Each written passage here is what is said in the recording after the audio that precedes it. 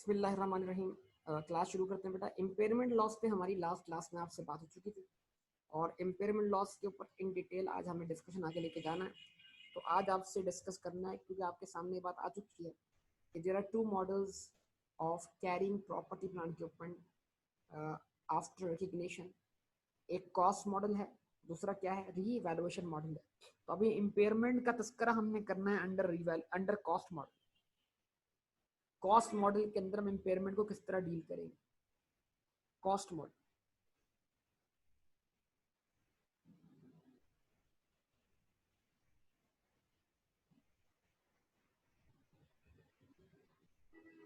impairment loss under cost model।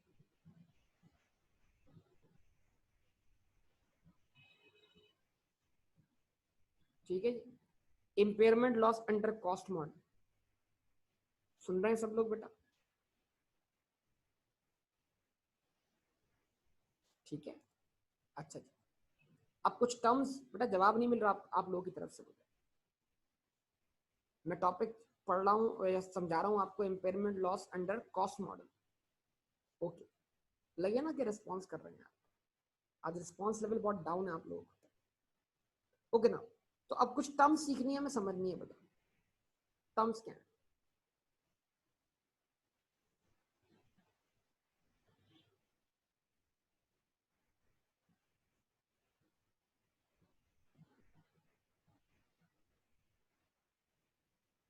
Historical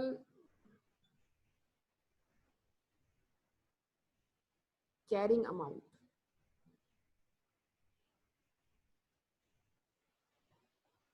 क्या term इस्तेमाल कर रहा हूँ बेटा?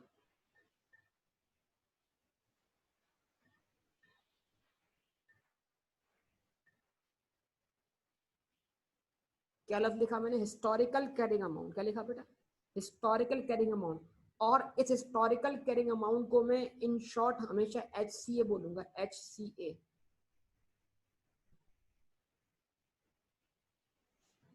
हिस्टोरिकल कैरिंग अमाउंट क्या है? Historical carrying amount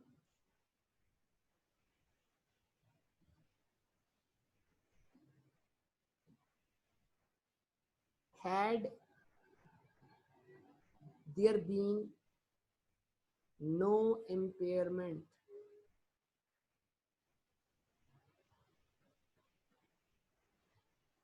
or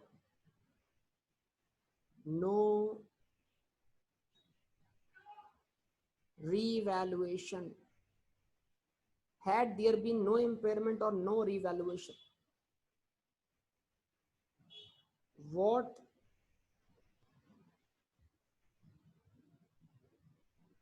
would have been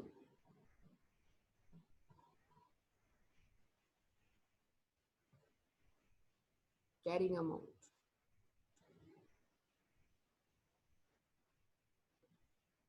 of an asset।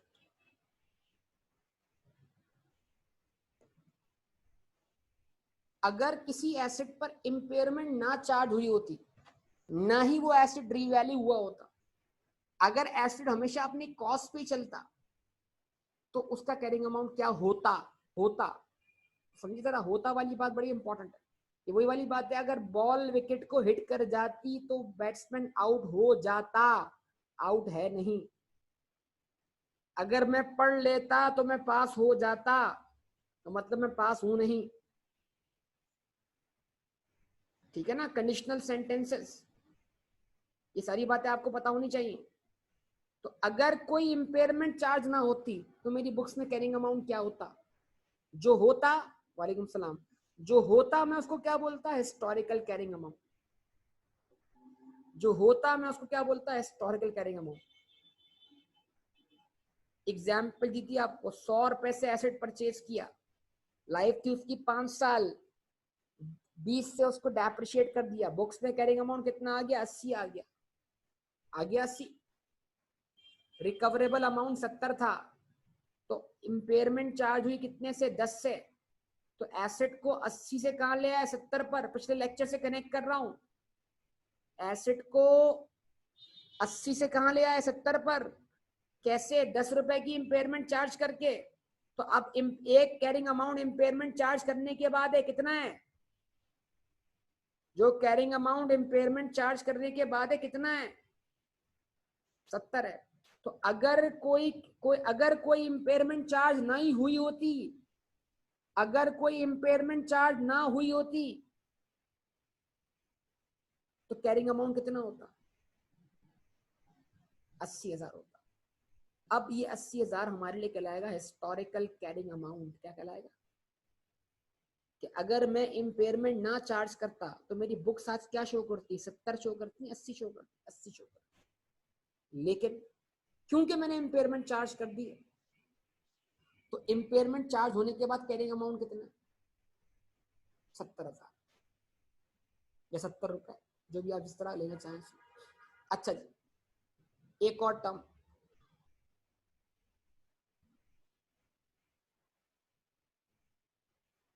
Actual carrying amount.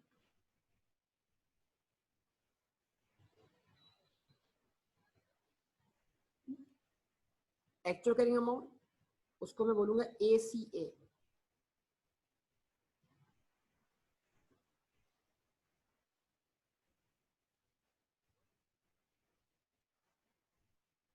Carrying amount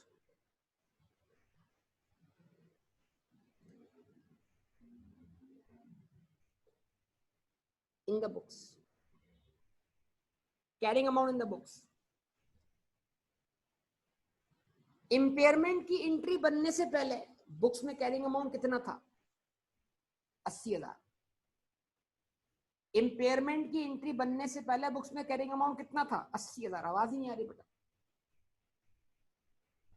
impairment की एंट्री बनने से पहले बुक्स में कैरिंग अमाउंट कितना था, 80,000 या 80 रुपए, रिप्रेजेंट 1000 में बोलो, ऐसा ही था। ठीक है, ये 80,000 रुपए हिस्टोरिकल कैरिंग अमाउंट भी था, और ये 80,000 रुपए बुक्स के अंदर मौजूद एक्चुअल कैरिंग अमाउंट, क्योंकि बुक्स भी 80,000 शो कर रही थी। लेकिन इंपेयरमेंट चार्ज करने के बाद हम 80 से कहां पर आ गए, 70 पर। इंपेयरमेंट चार्ज करने के बाद हम 80 से कहां पर आ गए, 70 पर। तो अभी बुक्स एक्चुअल कितना कैरिंग अमाउंट शो कर रही है, 70। तो 70,000 को हम बोलेंगे एक्चुअल कैरिंग अमाउंट। लेकिन अगर कोई इंपेयरमेंट चार्ज नहीं होती तो हिस्टोरिकली हमें कहां होना चाहिए था,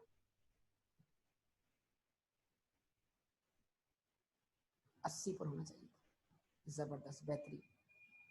HCA पे होना चाहिए था, HCA, ACA नहीं, HCA। हिस्टोरिकली हमें कहां होना चाहिए था, 80 पर। अभी हम एक्चुअली 80 से कहां आ चुके हैं, 70 पर इंपेयरमेंट चार्ज करने के बाद। ठीक है, अब ये बताइए, बैड डेट लॉस होता है, जी यहां से बात थोड़ी डाइवर्ट कर रहा हूं। बैड डेट लॉस होता है, बैड डेट लॉस होता है। आप सबके जवाब का मुंतजिर हूं भाई। क्या बैड डेट लॉस होता है? यस होता है। क्या बैड डेट का लॉस रिकवर होता है?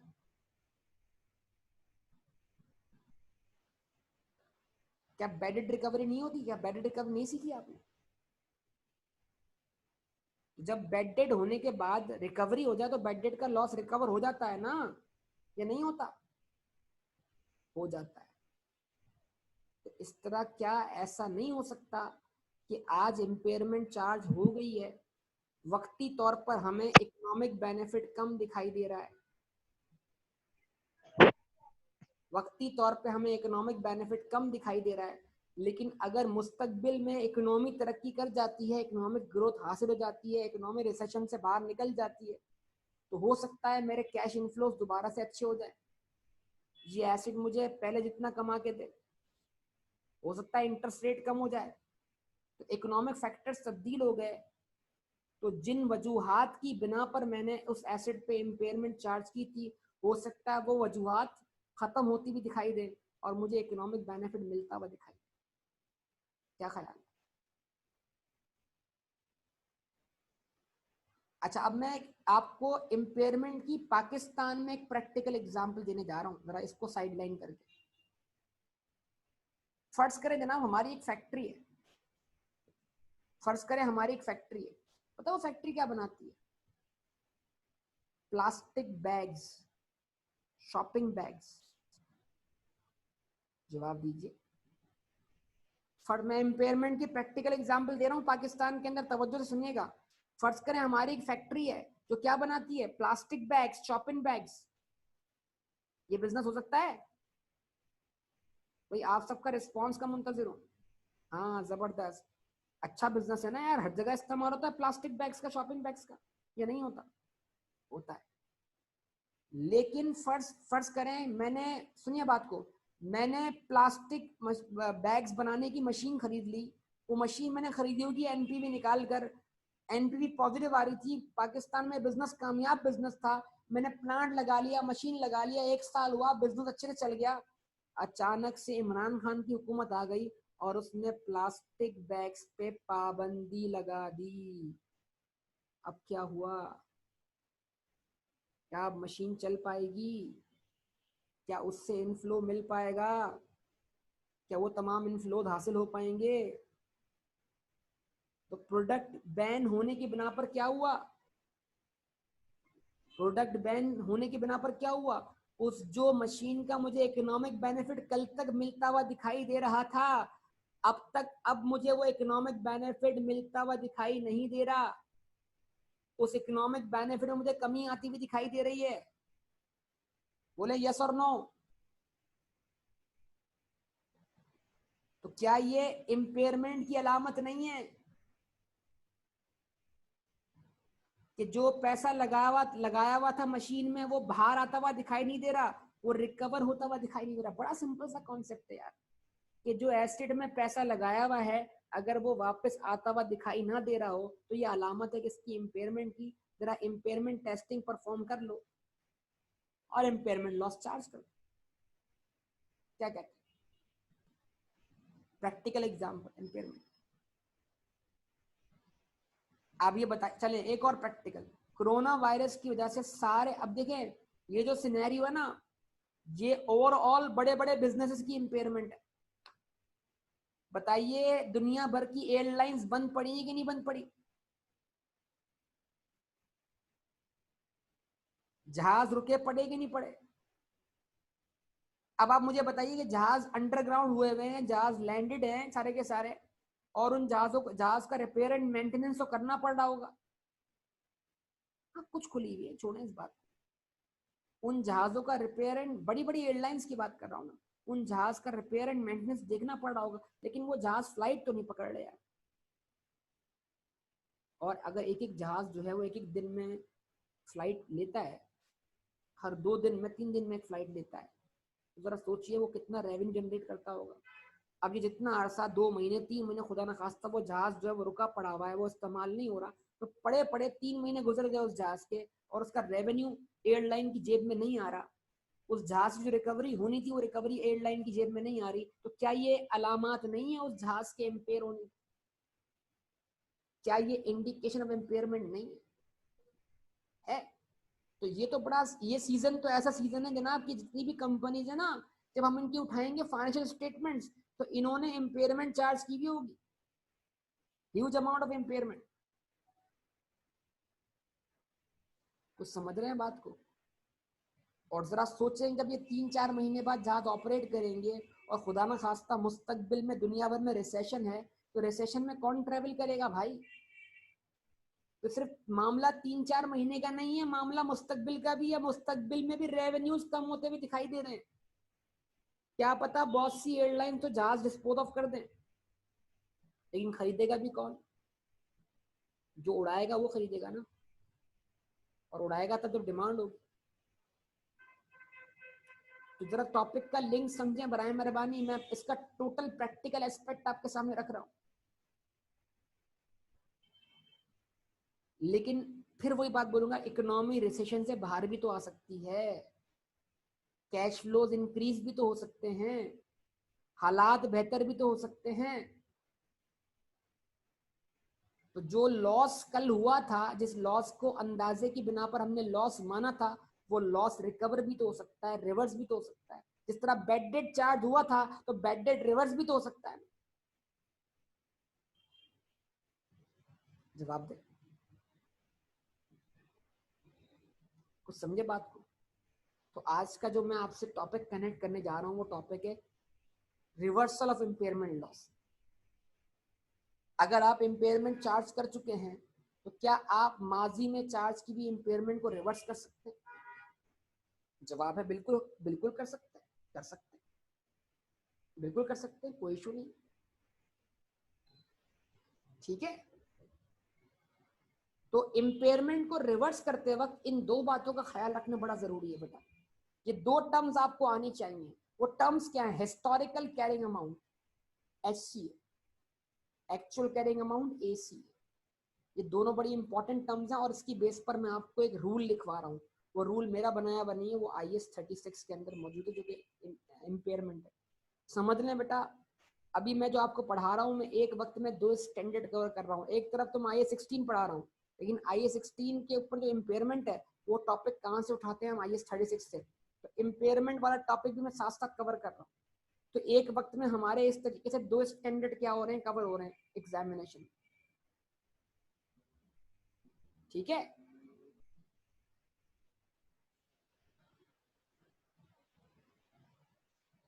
आज साध नहीं दिख रहा, साध,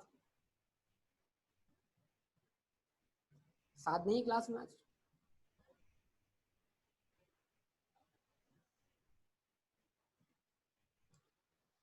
ओके जी, तो अब लगाई हमने हेडिंग क्या?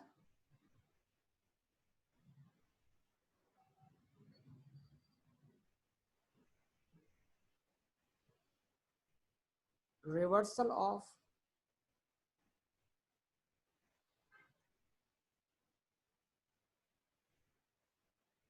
Impairment loss.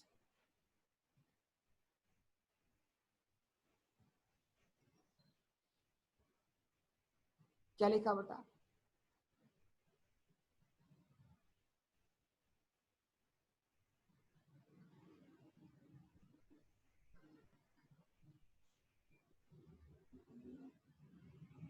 गुलाम मशहूद तो अलग है ना, मैं साद सईद की बात कर रहा हूँ, Saad Saeed,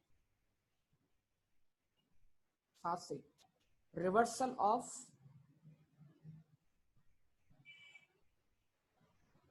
reversal of impairment loss, ये क्या है बेटा?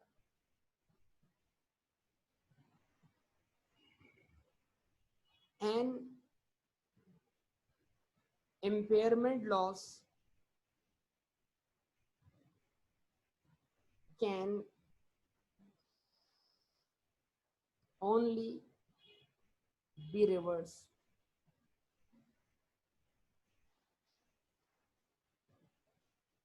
to the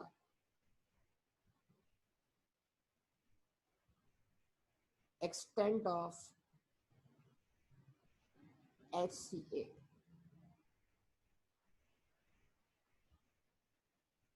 not above। Impairment loss अगर रिवर्स हो रहा है, हालात अगर बेहतर हो रहे हैं, तो इम्पेयरमेंट लॉस को ज्यादा में ज्यादा हिस्टोरिकल कैरिंग अमाउंट तक रिवर्स किया जा सकता है, उससे अबव रिवर्स नहीं किया जा सकता। An impairment loss can only be reversed to the extent of HCA, not above। Impairment loss ज्यादा में ज्यादा हिस्टोरिकल कैरिंग अमाउंट तक रिवर्स हो सकता है, उससे अब रिवर्स नहीं हो सकता। अब ये तमाम बातों को समझने के लिए हम एक सिनेरियो बना रहे हैं, यहाँ पर एक क्वेश्चन लिख रहा हूँ मैं, यहाँ पर इसको मैं सॉल्व करूंगा।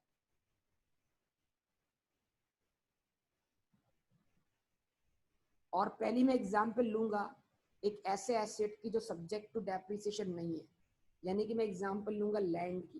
ठीक है जी,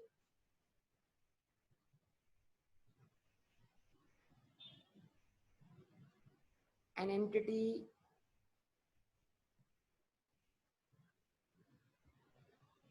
purchase land at cost of rupees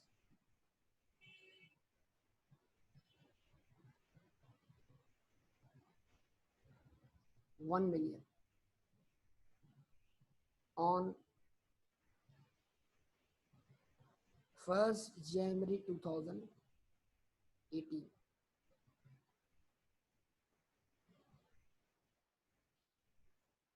at the end of 31st December each year.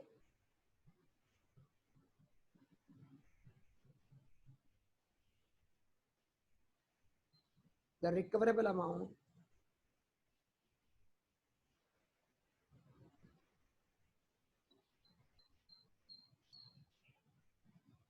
of land is estimated as, ठीक है,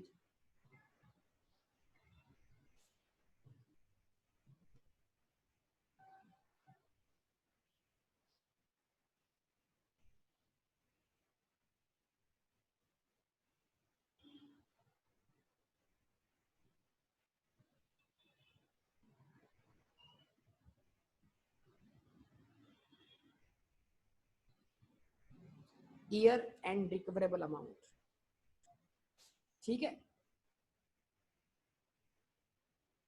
2018 31 दिसंबर पर बोल दिया मैंने, डायरेक्ट मैं यहाँ लिखूंगा 2018 8 लाख रुपए, 2019 7 लाख रुपए, 2020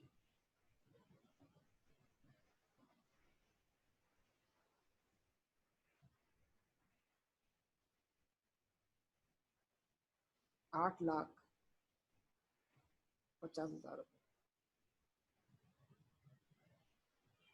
2021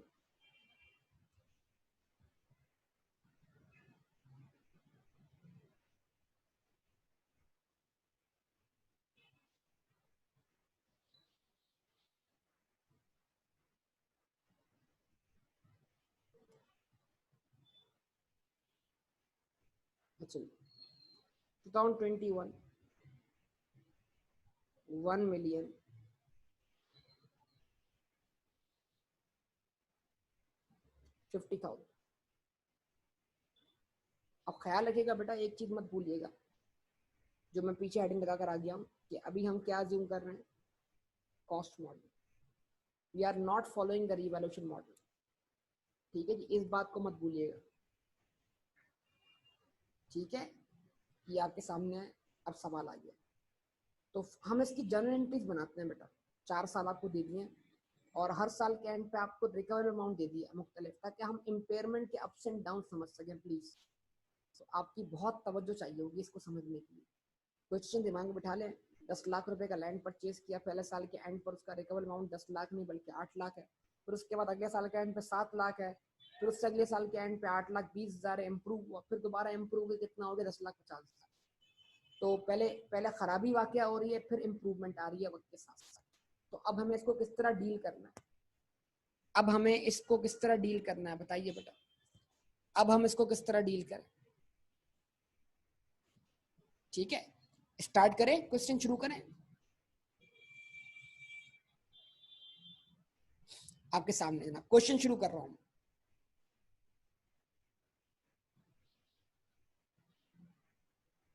फर्स्ट जनवरी 2018 को हमने लैंड परचेज किया, कितने का बेटा,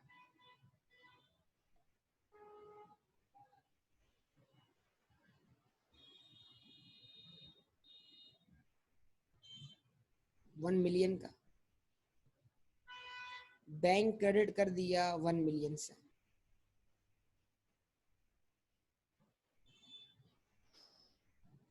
अब आप जवाब दीजिए मुझे कि लैंड की वैल्यू कितने से कैपिटलाइज की, 1 मिलियन से, तो लैंड का कैरिंग अमाउंट कितना हुआ,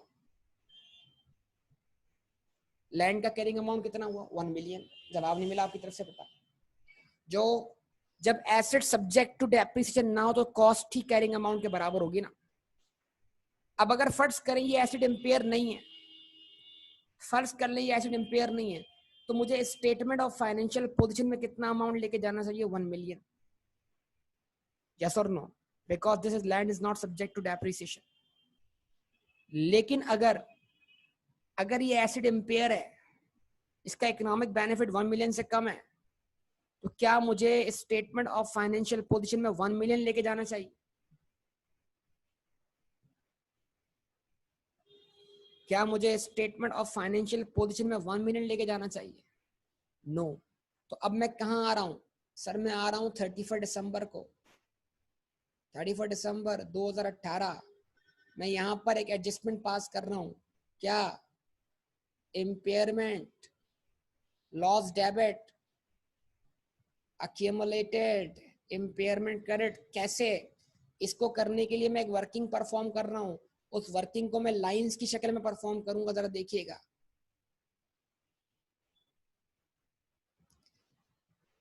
तो इम्पेयरमेंट की जरा एक एक बात का जवाब देंगे तो बात बनेगी, अगर एक एक बात का जवाब नहीं देंगे तो बात नहीं बनेगी। अभी किसी भी किस्म की इम्पेयरमेंट की एंट्री बनाने से पहले, किसी भी किस्म की इम्पेयरमेंट की एंट्री बनाने से पहले हमारी बुक्स में कैरिंग अमाउंट कितना है?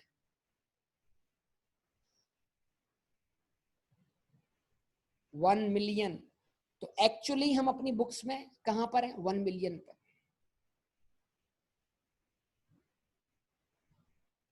तो इस 1 मिलियन को मैं बोल रहा हूं ACA।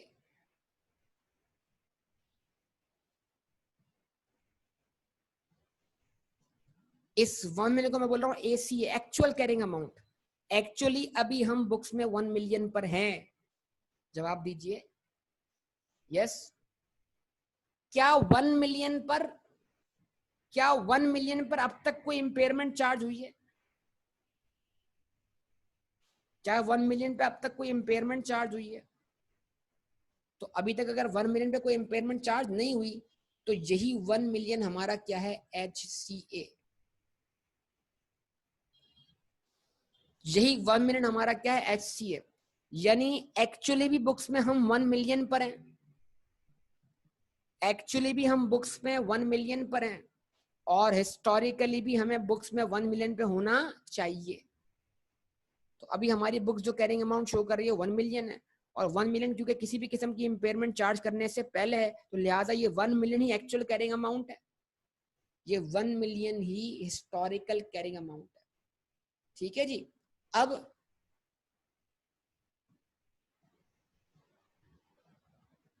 Recoverable amount, recoverable amount कितनी रिकवरी है? 31 दिसंबर 2018 को रिकवरेबल अमाउंट कितना है? रिकवरेबल अमाउंट कितना है? देख लें भाई, क्वेश्चन देख लें सब लोग, फिर भूल जाएंगे आप लोग। क्वेश्चन में मैंने क्या लिखवाया? 31 दिसंबर 2018 को रिकवरेबल अमाउंट कितना है? 8 लाख। तो रिकवरी कितनी है? 8 लाख। बोलिए।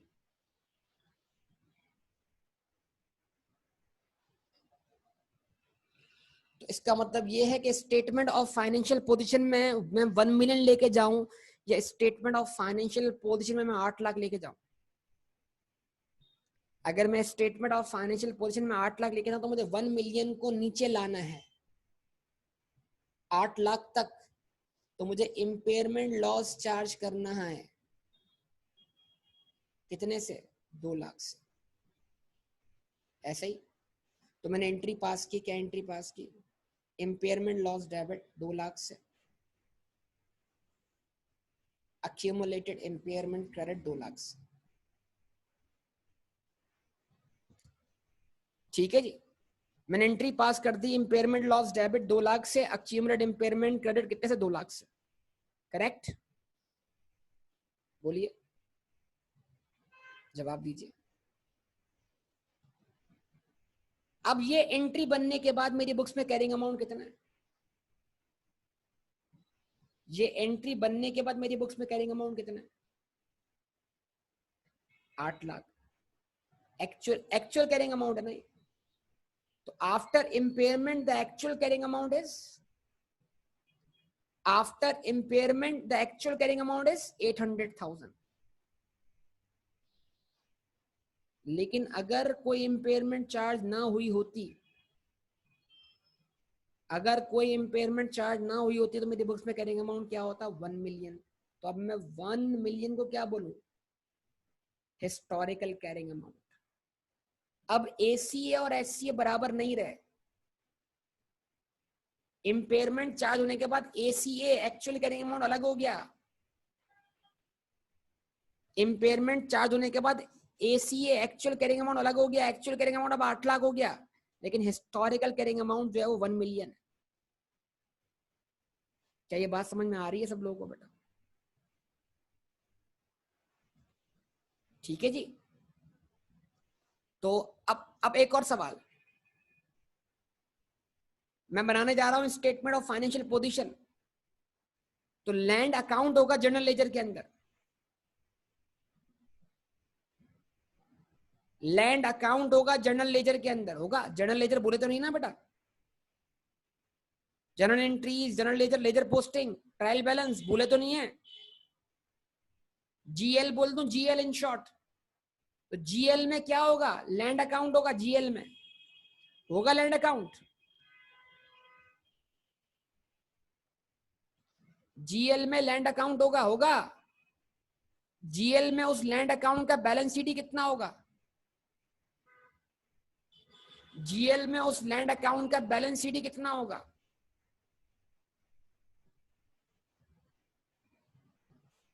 जीएल में उस लैंड अकाउंट का बैलेंस शीट कितना होगा?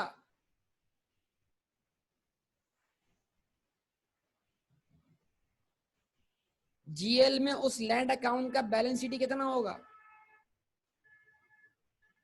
गलत जवाब, 1 मिलियन। 1 मिलियन होगा, क्योंकि आप इंपेयरमेंट लॉस चार्ज कर रहे हैं। इंपेयरमेंट लॉस से ये इंपैक्ट गया प्रॉफिट एंड लॉस अकाउंट में, और ये इंपैक्ट कॉन्ट्रा है जो कि एसओएफपी में जाएगा। तो आपने लैंड डेबिट कितने से किया हुआ है? 1 मिलियन से।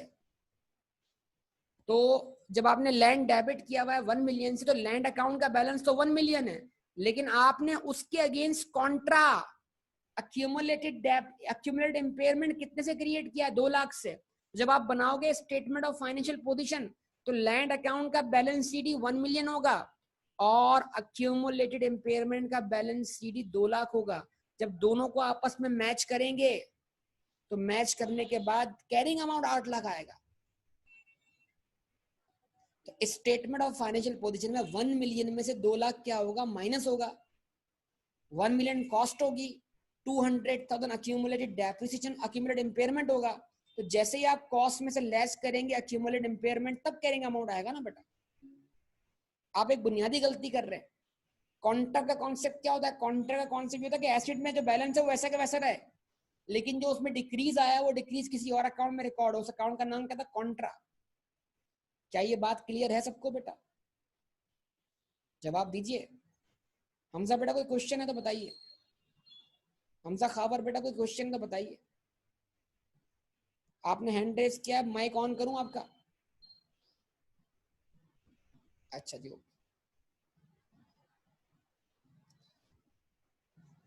यहां तक क्लियर बेटा? ओके, आगे बढ़े। तो जरा बताइए, 31 दिसंबर 2018 को बनने वाली स्टेटमेंट ऑफ फाइनेंशियल पोजीशन में कितना अमाउंट गया? कितना कैरिंग अमाउंट गया लैंड का? 8 लाख रुपए।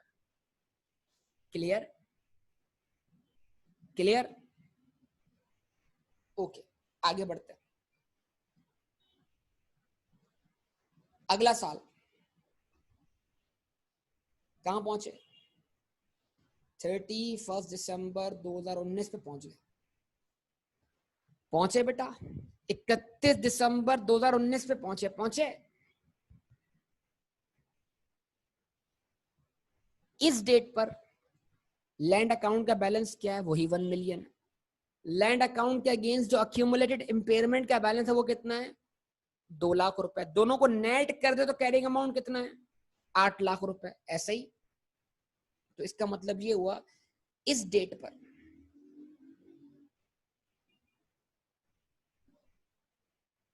एसीए कितना है?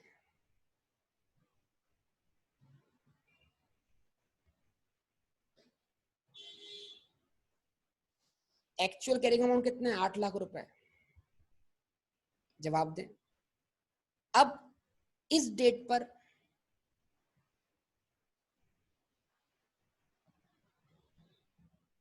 HCA कितना है? 1 मिलियन। हम आज 31 दिसंबर 2019 पर, प्लीज, हम 31 दिसंबर 2019 पर एक्चुअली बुक्स में कहां खड़े हैं? 8 लाख पे खड़े हैं। लेकिन अगर हमने माजी में कोई इंपेयरमेंट ना होती, ना की होती, ना चार्ज की होती, तो हमें हिस्टोरिकली कहां होना चाहिए था? 1 मिलियन पर। तो जो 1 मिलियन और 8 लाख का गैप है, ये चिल्ला चिल्ला के आपको बता रहा है कि तुमने माजी में 2 लाख की इंपेयरमेंट चार्ज की है। अगर तुम आज 8 लाख पे खड़े हो और तुम्हें 1 मिलियन पे होना चाहिए था, तो इसका मतलब तुम अपने एसेट को माजी में 1 मिलियन से 8 लाख पे ला चुके हो, यानी कि तुमने माजी में इंपेयरमेंट चार्ज की थी। यस, ठीक। तो बैड डेट रिकवरी, सुनिएगा जरा बात को, बैड डेट रिकवरी होने के लिए बैड डेट होना जरूरी है ना? बैड डेट रिकवरी होने के लिए बैड डेट होना जरूरी है ना? तो इस तरह इंपेयरमेंट लॉस होने के लिए, माजी में इंपेयरमेंट लॉस रिकवर होने के लिए पहले माजी में इंपेयरमेंट लॉस चार्ज होना जरूरी है। अगर माजी में अब तक आपने कभी इंपेयरमेंट लॉस चार्ज ही नहीं किया, तो इंपेयरमेंट लॉस रिवर्स करने की बात कैसे पैदा होगी? तो बैड डेट होगी तो बैड डेट रिकवरी होगी ना। इस तरीके से इंपेयरमेंट लॉस अगर माजी में चार्ज हुआ होगा, तो फिर उसके रिवर्स होने का सवाल पैदा होता है। अगर इंपेयरमेंट लॉस चार्ज ही नहीं हुआ, तो उसके रिवर्स होने का सवाल कैसे पैदा होता है? क्या ये बात क्लियर है सबको? जवाब नहीं मिल रहा आपकी तरफ से? Okay, good. सब रिस्पॉन्स करें ना बेटा, सब रिस्पॉन्स करें तो बात बनेगी। ओके, अब ये आ जाइए वापस कि 31 दिसंबर 2019 पर एक्चुअली मैं कहां पर हूं? 8 लाख पर हूं। 31 दिसंबर 2019 पर अगर मैंने कोई इंपेयरमेंट ना चार्ज की होती तो मैं कहां होता? 1 मिलियन पर होता। तो मैं माजी में 2 लाख की इंपेयरमेंट चार्ज करके आ चुका हूं। अब क्या हालात हैं? अब हालात ये हैं सर कि रिकवरी और नीचे आ चुकी है। अब रिकवरेबल अमाउंट 7 लाख रुपए है सर। अब रिकवरेबल अमाउंट कितना है? 7 लाख रुपए है। बोलिए, मैं कहां हूं? 8 लाख पर, और रिकवरी 8 लाख से भी नीचे आ चुकी है। तो क्या मैं अब 2019 की स्टेटमेंट ऑफ फाइनेंशियल पोजीशन में 8 लाख रिपोर्ट करूं या 7 लाख रिपोर्ट करूं? जवाब दे। 7 लाख। तो इसका मतलब ये हुआ कि ईयर 2 में, ईयर 1 में तो मैं इंपेयरमेंट चार्ज कर चुका था, ईयर 2 में मुझे फर्दर इंपेयरमेंट चार्ज करनी पड़ी है। फर्दर इंपेयरमेंट चार्ज करनी पड़ रही है।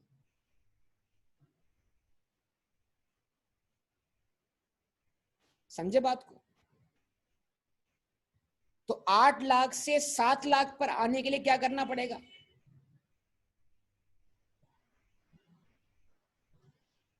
8 लाख से 7 लाख पर आने के लिए क्या करना पड़ेगा? कितने से इंपेयरमेंट चार्ज करनी पड़ेगी? 1 लाख से। तो इसका मतलब क्या हुआ? आप नीचे आ जाइए और इंपेयरमेंट लॉस चार्ज कीजिए। कितना? 1 लाख से। क्या एंट्री बनाई आपने? Impairment loss debit accumulated impairment credit. कितने से? कितने से? 1 लाख रुपए से।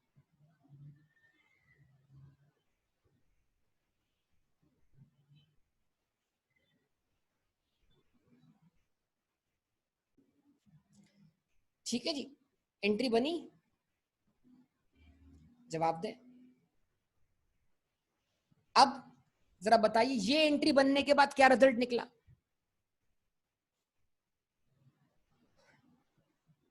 लैंड का अकाउंट का बैलेंस क्या है? वही 1 million. Land account general ledger की बात कर रहा हूं। अक्यूमुलेटेड इंपेयरमेंट का बीडी बैलेंस कितना था? 2 लाख। उसमें मजीद कितना क्रेडिट हुआ? 1 लाख। सीडी बैलेंस कितना हो गया? 3 लाख। तो लैंड के अकाउंट से कितना बैलेंस जा रहा है स्टेटमेंट ऑफ फाइनेंशियल पोजीशन में? 1 मिलियन। और अक्यूमुलेटेड इंपेयरमेंट के अकाउंट से कितना बैलेंस जा रहा है बतौर कॉन्ट्रा? 3 लाख। तो जब 1 मिलियन से 3 लाख मैच होगा, जब 1 मिलियन से 3 लाख मैच होगा, तो स्टेटमेंट ऑफ फाइनेंशियल पोजीशन में जो अमाउंट अपीयर होगा वो कितना अपीयर होगा? 7 लाख। यस, ऐसा ही है। जबरदस्त, बेहतरीन। 2 साल कंप्लीट हुए, 2 साल की अकाउंटिंग कंप्लीट हो गई। आगे बढ़ते हैं, आगे बात करते हैं।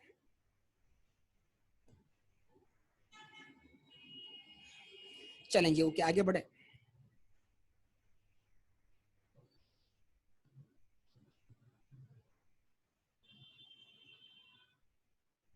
दिसंबर 2020 हालात में कुछ बेहतरी देखिएगा प्लीज। ACA एक्चुअली आज बुक्स में जो कैरिंग अमाउंट है वो कितना है? 7 लाख रुपए। बुक्स जो कैरिंग अमाउंट शो कर रही है वो 7 लाख शो कर रही है, सही है। अगर माजी में कोई इंपेयरमेंट चार्ज ना हुई होती 2 साल में, पिछले साल पहले साल में 2 लाख और उससे अगले साल में 1 लाख,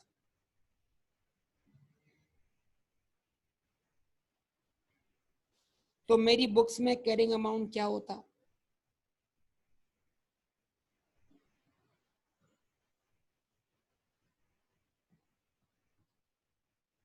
जवाब दे।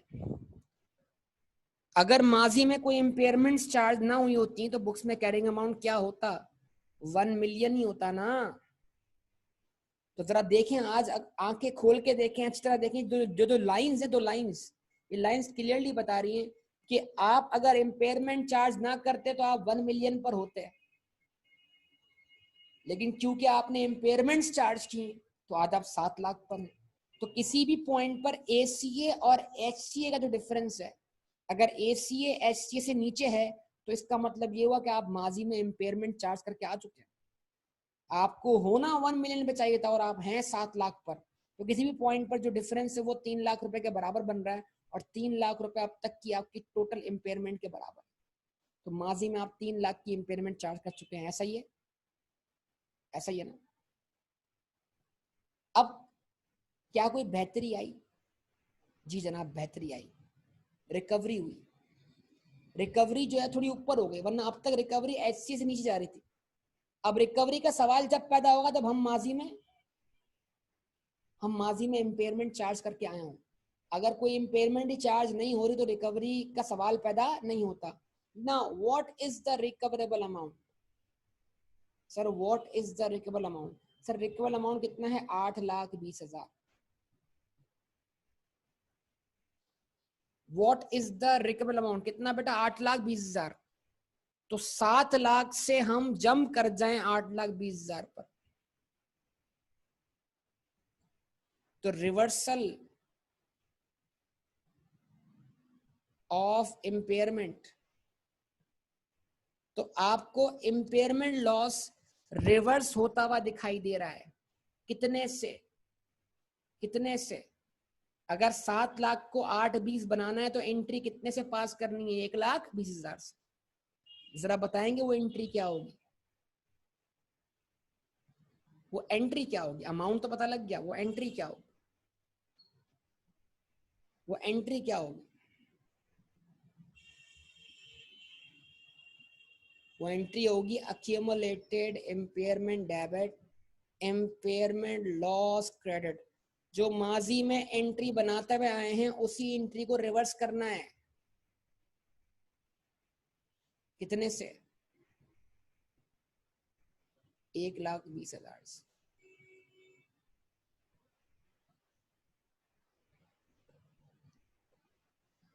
क्या माजी में चार्ज होने वाला तमाम लॉस रिकवर हो गया?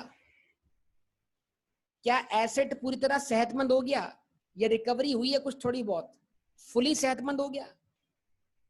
पूरी तरह सेहतमंद तो नहीं हुआ, पूरी तरह तो रिकवर नहीं हुआ, लेकिन बेहतरी जरूर आई है। क्या कहेंगे? तबीयत में बेहतरी आई है ना, एसेट की तबीयत में बेहतरी आई। ठीक है, रिकवरी हुई है। अच्छा जी आगे बढ़ते हैं। अच्छा अब उसके बाद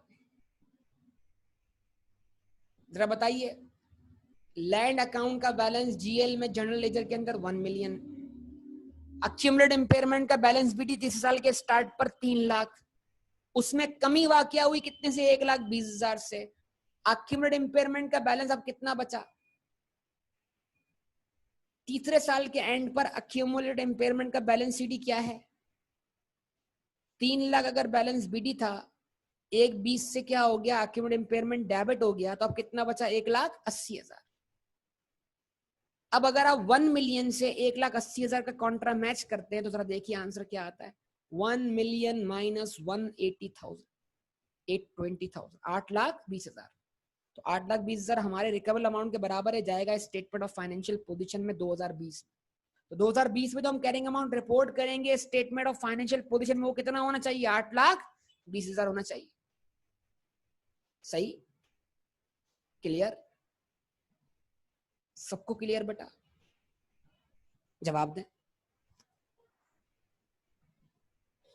अच्छा जी ओके, अगला साल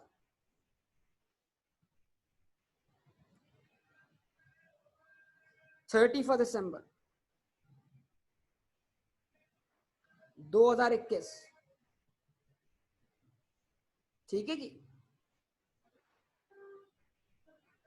ठीक है जी। HCA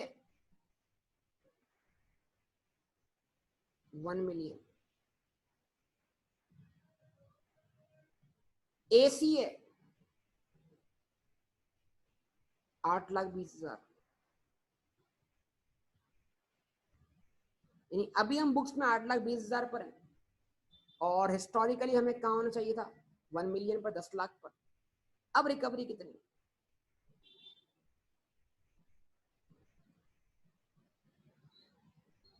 रिकवर अमाउंट कितना लिखा हुआ था, देखिए गौर से सब लोग, 10,50,000, दिख रहा है सबको।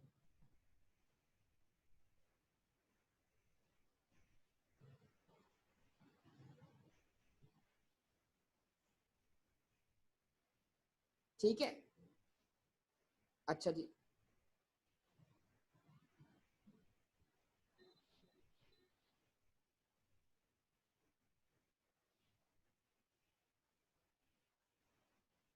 अब हमारा रिकवरेबल अमाउंट जो है वो हमारे HCA से भी ऊपर चला गया, तो हमें अपनी माजी में चार्ज की भी इंपेयरमेंट पूरी तरह रिकवर होती हुई दिखाई दे रही है, ऐसा ही।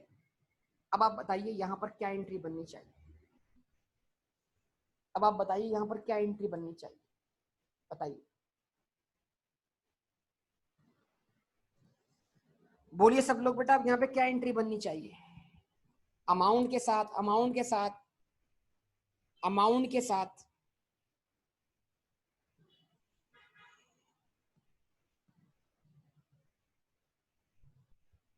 हम 8,20,000 पर हैं, हम कहां पर हैं यार, हम 8,20 पर हैं, हम 8,20 पर हैं। ओ जैफा, रिटेन अर्निंग कहां से डेबिट हो गए भैया, तबीयत ठीक है, रिटेन अर्निंग कहां से आ गई बेटा अभी, हाँ बेटा, क्या एंट्री बननी चाहिए,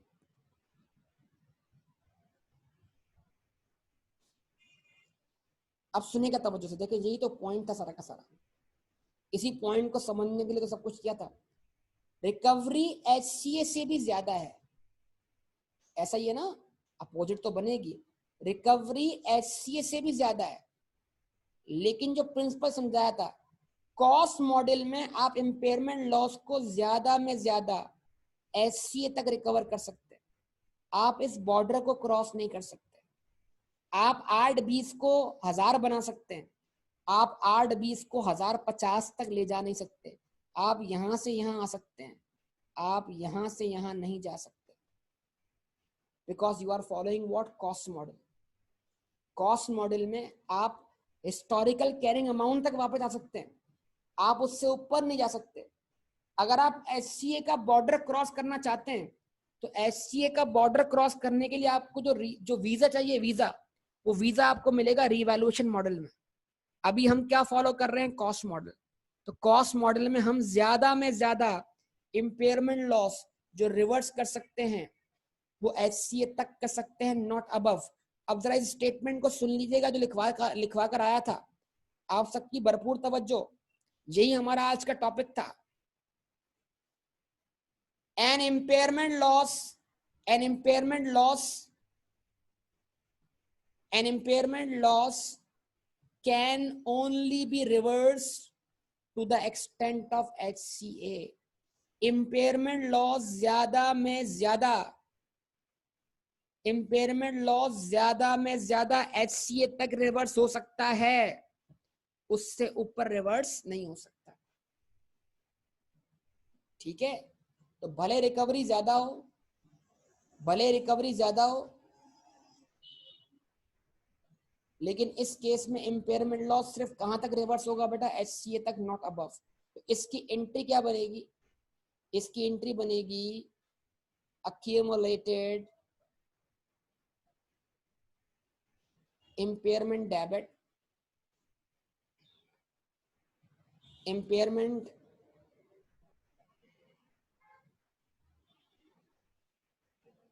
लॉस क्रेडिट कितने से? 1,80,000 से। 2,30,000 से एंट्री नहीं बनेगी। तो जब हमने पिछले साल एंट्री बनाई 1,20,000 से और इस साल एंट्री बनाई 1,80,000 से, तो टोटल इम्पैक्ट कितना बना? 3 लाख का।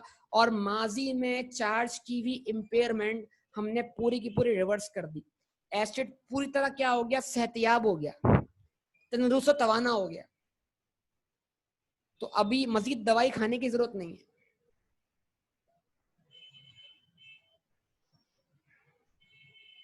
जवाब दीजिए बेटा।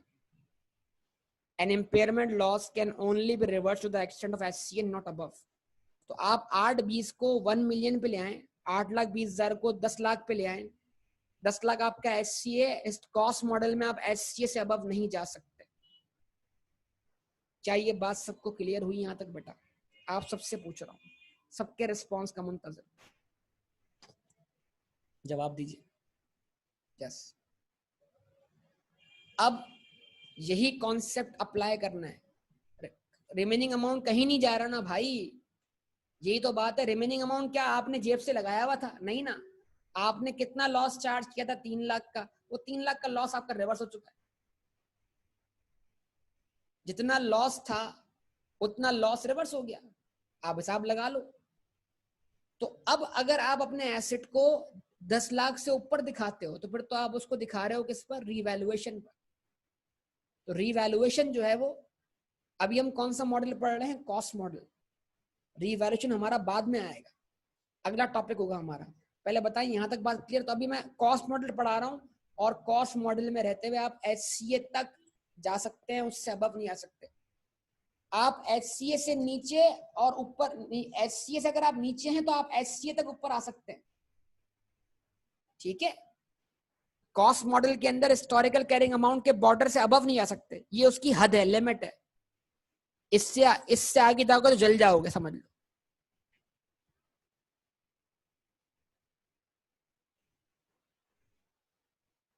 ठीक है, तो HCA से अबव जाने के लिए वीजा चाहिए बॉर्डर का। वो वीजा हमें कहाँ मिलेगा? वो वीजा हमें रीवैल्यूएशन मॉडल में मिलेगा, वो भी हम साथ साथ पढ़ेंगे। और बस, क्या ये बात सबको समझ में आती है बेटा? जवाब दीजिए। अच्छा, अब अगर मैं एक क्वेश्चन बनाऊं और वो क्वेश्चन इस तरह बनाऊं कि उसमें डेप्रिसिएशन भी हो,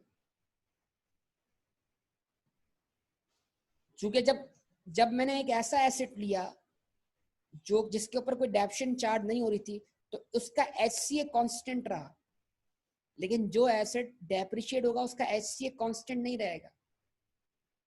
मतलब अगर ₹1,00,000 वाला एसेट है, उसको अगर मैं कॉस्ट पे डेप्रिशिएट करता रहूं तो पहले साल के एंड पे उसका HCA जो होगा वो 80,000 होगा, उससे अगले साल उसका HCA 60,000 होगा, उससे अगले साल उसका HCA 40,000 होगा, उससे अगले साल उसका HCA 20,000 होगा, यहां तक कि वो एसेट एक दिन फुली डेप्रिशिएट हो जाएगा।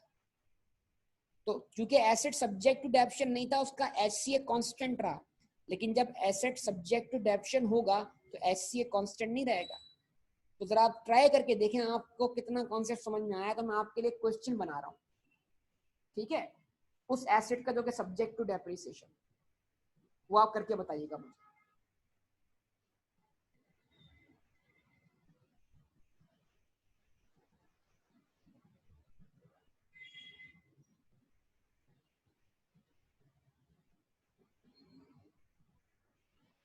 A machine was purchased on 1st January 2018 for rupees 500,000, having useful life of 5 years. ठीक है. The company carries its plant and machinery on cost model. At the end of 31st December each year,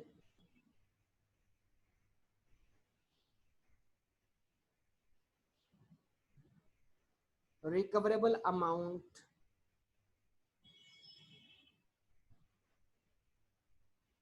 is estimated as year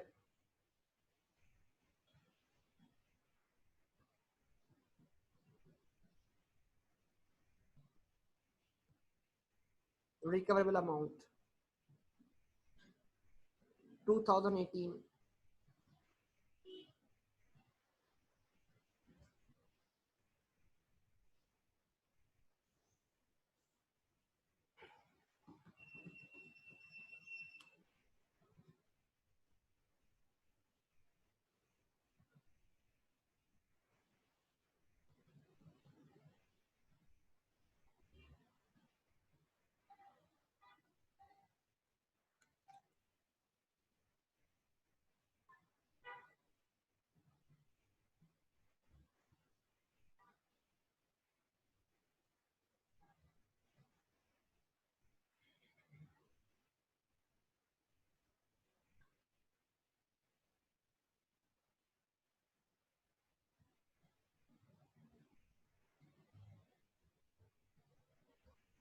2018 320,000.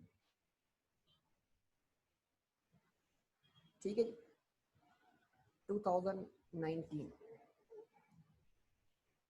पहले 2018 के and पे charge करनी है उस साल की डेप्रीसिएशन, फिर देखना है जो कैरिंग अमाउंट आ रहा है कि क्या वो कैरिंग अमाउंट रिकवेबल अमाउंट ज्यादा तो नहीं है.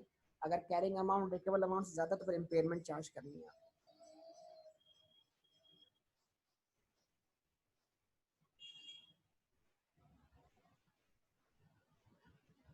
ठीक है. उसके बाद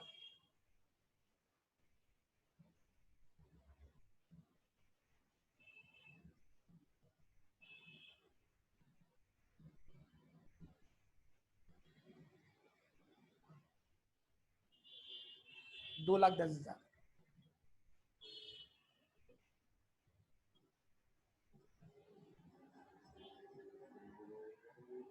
ठीक है.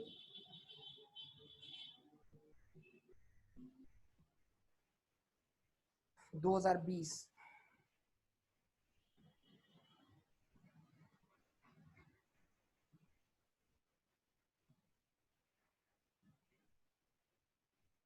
1,80,000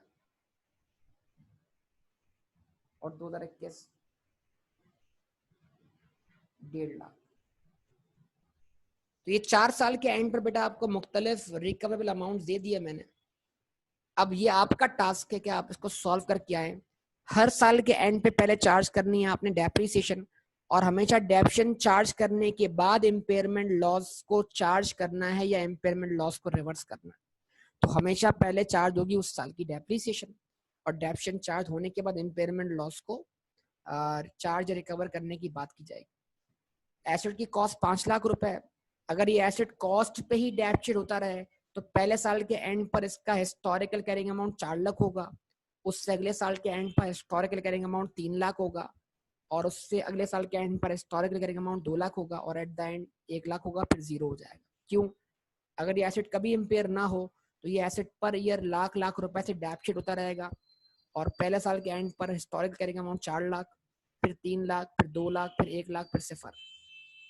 तो यहाँ पर हिस्टोरिकल कैरिंग अमाउंट का मतलब क्या है कि अगर एसेट पे किसी भी किस्म की डेप्ट इम्पेयरमेंट चार्ज ना होती तो एसेट अपनी कॉस्ट पे डेप्ट होता रहता, और जब एसेट अपनी कॉस्ट पे डेप्ट होता रहता तो जो हमारा कैरिंग अमाउंट हर साल के एंड पे बुक्स में जनरेट होता उसको हम क्या बोलेंगे? Historical carrying amount. तो आप थोड़ी कोशिश कीजिएगा कि आप इस क्वेश्चन को सॉल्व करें। उम्मीद करता हूं इसको सॉल्व कर पाएंगे। क्या ऐसी उम्मीद रखी जाए बेटा आपसे? चले इंशाल्लाह। अब आप ये समझना आपका होमवर्क बन गया, ठीक है? तो इंशाल्लाह कल इसके ऊपर फर्दर बात करेंगे, ठीक है बेटा? आज तक इसको क्लोज करते हैं। ओके बेटा, अल्लाह हाफ़िज़।